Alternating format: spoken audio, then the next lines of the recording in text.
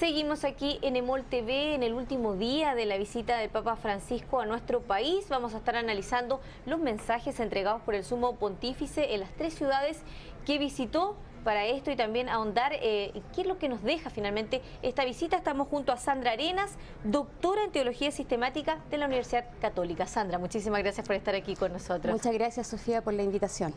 Bueno, vamos a estar ahondando de todo un poco, pero me gustaría partir con este tema que ha sido como la polémica del día, que tiene que ver con el respaldo del Papa Francisco al obispo Barros. Dijo, el día que me traigan una prueba voy a hablar. Entonces no sé finalmente qué pasa con este mensaje. ¿Puede dañar aún más la imagen de la Iglesia aquí en nuestro país? Bueno, este es uno de los temas que ha estado presente en la visita del Papa. Ciertamente no es el único ni el principal, ¿no? Tal vez situándolo dentro del contexto de una visita pastoral como esta, exponer uno de los problemas pastorales que en la Iglesia de Chile estamos viviendo es completamente legítimo, ¿no? Ahora, a mi modo de ver, la sobreexposición del tema ha descentrado un poco el sentido fundamental de la visita pastoral. Yendo a tu pregunta, este respaldo que Francisco le dio a Monseñor Barros tiene básicamente que ver con algo que es conocido, es decir, contra Monseñor Barros no hay ningún tipo de proceso ni eclesiástico ni civil en curso, no hay ninguna acusación formal. Y él dijo que no existen pruebas, lo dijo acá. Dijo que no existen pruebas. En ese escenario todos sabemos que hay presunción de inocencia, ¿no? Entonces, argumentando desde ahí, ¿no? Y no desde el otro lugar, ¿no? Que sostiene que habría sido cómplice de encubrimiento, de abuso. Como dicen, claro, las víctimas de tal cual, Caradima. Argumentando desde ahí es razonable, digamos, que el Papa Francisco diga, mira, mientras a mí no se me presenten pruebas de esta acusación, yo no voy a removerlo de su cargo, es decir, goza de mi beneplácito para que continúe con su misión de pastor de Osorno. Pero desde tu visión, ¿empaña de cierta manera la presencia del obispo Barros en la misa del Parque O'Higgins, por ejemplo, esta visita, el mensaje que entrega al Papa Francisco en esa misa, que fue una de las más masivas, ¿cierto?, que tuvo acá en nuestro país? Sí, se ha visto un poco disonante el hecho de que el Papa Francisco haya públicamente y enfáticamente pedido perdón a las víctimas, que haya transparentado que él y con él la Iglesia siente vergüenza y dolor por estos abusos, que no son solo los abusos relacionados al caso de Fernando Caradima, sino que también los abusos cometidos por Christian Precht y otros muchos sacerdotes y religiosos en nuestro país, no solo chilenos. Han encontrado que es disonante ese mensaje de petición de perdón, como de empatía, ¿no?, con las víctimas y por otro lado la presencia de alguien que algunos consideran cómplice de abusos, ¿no? Leído de esa manera, ¿no? Si alguien tiene la convicción de que hay allí en el altar un cómplice de abusos sexuales, evidentemente que eso genera violencia, genera rabia, indignación, claro, de la gente, impotencia, etcétera. En las redes sociales. Ahora, insisto, como desde la postura de Francisco no existen pruebas o no existe una causa en el fondo, una acusación formal, mientras eso no se oficialice, si es que pase en adelante, entonces uno puede decir, condenarlo, y uno puede decir la presencia, lo que yo puedo decir, a ver, sería prudente como obispo en este escenario quedarme en mi diócesis y no participar de esta visita pastoral del Sumo Pontífice. No sé qué hubieras hecho tú, Sofía, o yo, o alguno de los telespectadores en el mismo caso de Barros. Algunos piensan que que él mismo podría, por amor a la iglesia... Claro, hay gente que opinaba que mejor no hubiese participado, claro, que no hubiera ido. Para promover la unidad, en fin, y no provocar más confrontación y división, que él pudo haber dado un paso al lado, ¿no? Independiente de lo que decidiera Francisco. Algunos esperaban, tenían demasiadas expectativas respecto de este tema con la visita de Francisco. Pensaban, el Papa llega acá, ahora sí que nos escucha y ahora sí que remueve al obispo de su cargo en la diócesis. Finalmente eso no ocurrió. Eso no ocurrió. Pero Sandra, ahora ya metiéndonos un poco más en los mensajes que entregó el Papa Francisco en las distintas misas, ¿cierto? En Santiago, lo que ocurrió en Temuco, en Iquique, ¿está dentro de lo que se esperaba que él dijera? Por ejemplo, el pedido de perdón a las víctimas, en Temuco también hizo un mensaje importante y teniendo en consideración lo que está ocurriendo, en Iquique habló de los inmigrantes. Ciertamente, yo creo que evaluando, haciendo un balance más o menos general de lo que ha sido la visita pastoral de Francisco, creo que en todos los escenarios donde se ha movido, él ha sabido adaptarse muy bien a la audiencia que tiene delante, ¿no? No solo hablo de los actos masivos, de las liturgias, ¿no? O por ejemplo esto que hablo en el del encuentro con los jóvenes, hablo del encuentro con los religiosos, curas y religiosas y diáconos en la catedral, hablo del encuentro con los obispos, hablo del encuentro con los que pertenecemos a la Universidad Católica y al mundo de las letras, digamos, al mundo intelectual. O sea, como que fue adecuado el mensaje. También cuando llegó, digamos, en La Moneda, creo que tuvo la capacidad de adecuar muy bien sus palabras con mucha profundidad y de forma directa en cada uno de los auditorios. Entonces, claro, en ese sentido, frente a la población de Temuco, frente a la feligresía de Temuco, él habló, enfatizó nuevamente esto de que no hay ninguna cultura por sobre otra, no hay ninguna cultura que sea mejor a otra. De hecho, él dijo no se puede pedir reconocimiento aniquilando al otro. Tal cual. Entonces, en ese sentido, y eso es lo que quería decir, que primero, el Papa tiene una empatía y lucidez para enfrentar distintos auditorios. En segundo lugar, manda mensajes en cada uno de los momentos que son mensajes para público intraeclesialmente, ¿no? Dentro de la iglesia, es decir, para quienes su discurso es vinculante, pero también manda mensajes extraeclesiales. A la ciudadanía, ¿no? A la ciudadanía, a la sociedad, al gobierno, ¿no? Una de las probablemente el más bello encuentro de esta visita pastoral haya sido el de ayer con las internas del Centro Penitenciario Femenino en San Joaquín. Porque eso fue un acercamiento real al mundo del dolor y la marginación, ¿no? Que sufren de una doble condena en el fondo, además de estar pagando un daño social.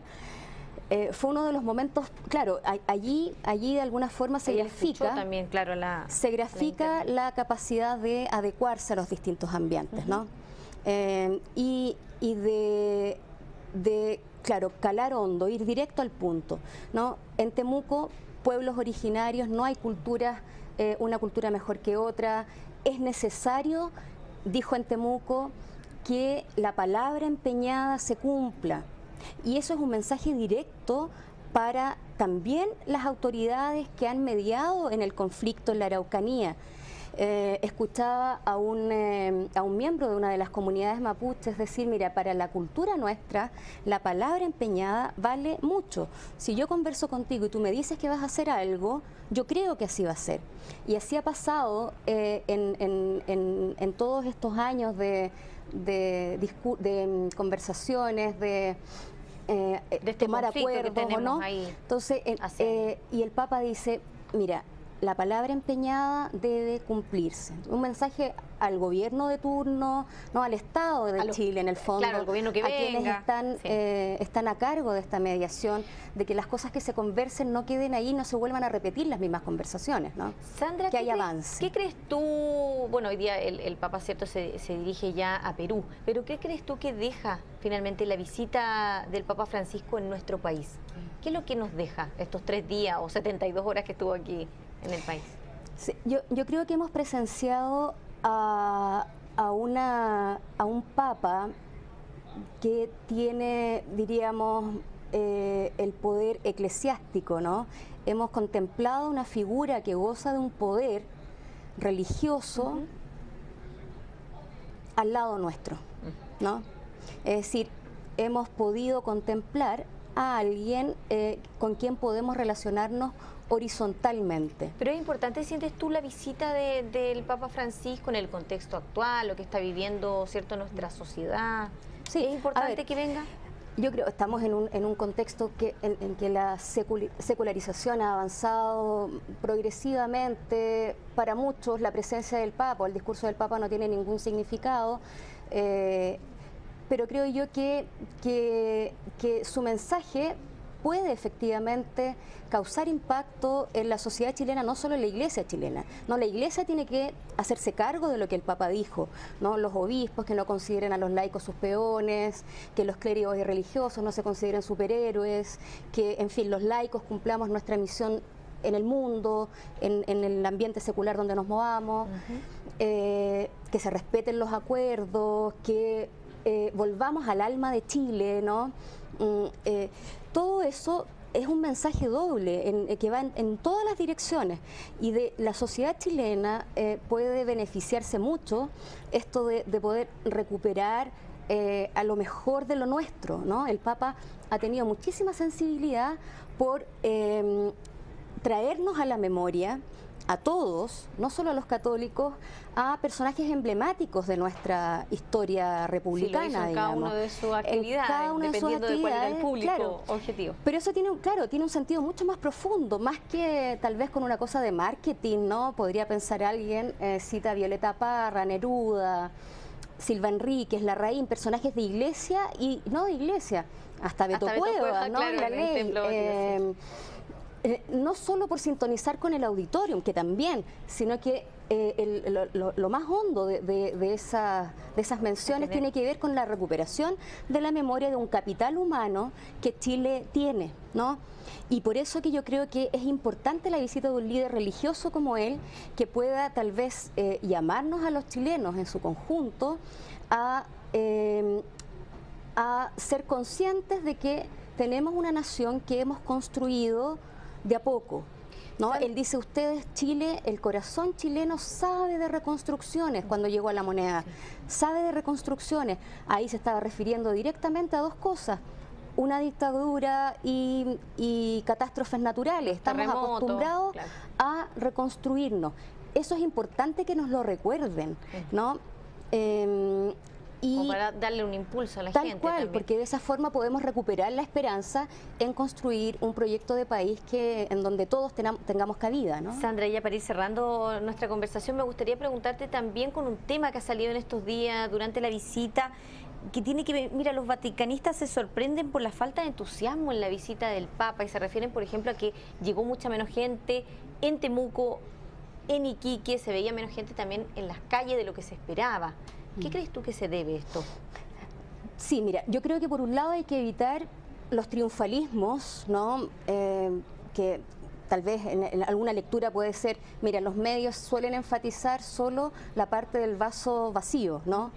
Recibimos fieles, eso sería un poco triunfalista de parte de la Iglesia. Yo creo que efectivamente en algunas de las cosas organizadas, de los eventos organizados, se esperaba más feligresía. Yo creo que ahí quedan en evidencia dos cosas. La primera es que el declive del catolicismo en Chile es un hecho, es real, ¿no? No se puede desconocer. Tenemos un porcentaje muy bajo que está viviendo la Iglesia hoy en día. Naturalmente que tiene que ver con la crisis intraeclesial, pero también tiene que ver con este proceso en el que todo el mundo está inmerso en un proceso de globalización que ha afectado también a la privatización de la fe, al vivir la espiritualidad que tengo sin instituciones, ¿no? Eso está aquí presente, ¿no? En Chile también. Y también esto nos demuestra que la religiosidad de nuestro pueblo tiene mucho vínculo con la religiosidad popular, ¿no? En el norte lo vimos hoy día. Esperaba muchísima más gente. Sí, en Iquique llegó menos gente. Hay una religiosidad más adherida a la fiesta de la tirana, a las fiestas religiosas, más que a lo institucional.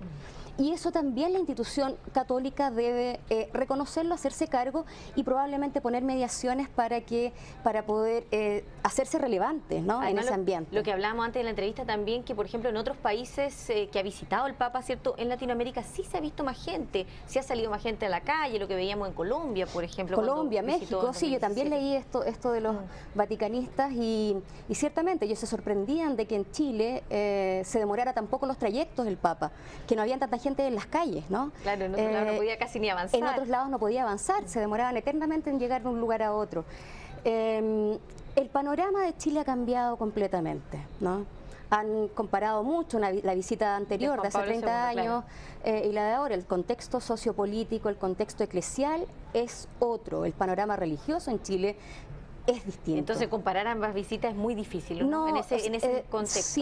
Sí, no, es un despropósito además porque estamos en contextos eclesiales universalmente también en otro escenario, ¿no? Un papa polaco, ¿no? Que venía como a remover la institución pontifical que tenía larga tradición. Ahora tenemos un papa sudamericano, italiano, habla español. Tenemos ahora un papa vecino nuestro que conoce nuestro lenguaje.